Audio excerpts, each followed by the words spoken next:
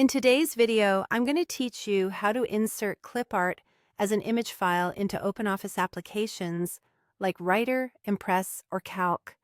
This is a handy skill to know whether you're working on a document, a presentation, or a spreadsheet. Adding images can enhance your visual appeal and help convey your message more effectively. To get started, you'll need to have OpenOffice open on your computer. First, navigate to the specific application you're working with, be it Writer for word processing, Impress for creating slides, or Calc for handling spreadsheets. Once you've opened the application, direct your attention to the top menu bar. Here, you're looking for the Insert option. That's where the magic begins. Go ahead and click on Insert. A drop-down menu will appear. Move your mouse over to the option labeled Picture. There, you'll find another option, From File. Selecting this will allow you to browse your computer for the image you want to add. Now, take a moment to find the clip art image you've saved on your computer. The file formats you can use are quite versatile, including .png, .jpg, .gif, or .svg. Once you've located the desired image, click the Open button. This action inserts the chosen clip art directly into your document, slide, or spreadsheet, instantly bringing a visual element to your work.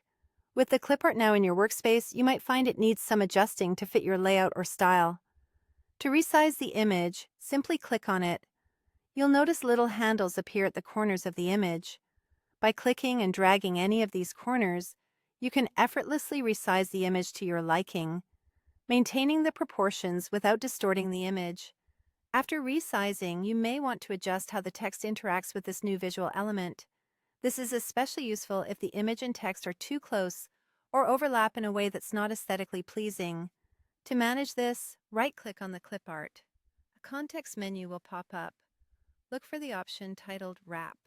Here, you have several wrapping styles to choose from, but for most needs, selecting either Page or Optimal will do the trick. By choosing the wrap option that best suits your design, you ensure your text flows neatly around the image, creating a polished and professional appearance. And that's all there is to it.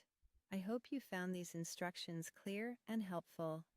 Remember, the key to mastering this process is practicing and playing around with different images and wrap styles. Happy designing, and see you in the next video.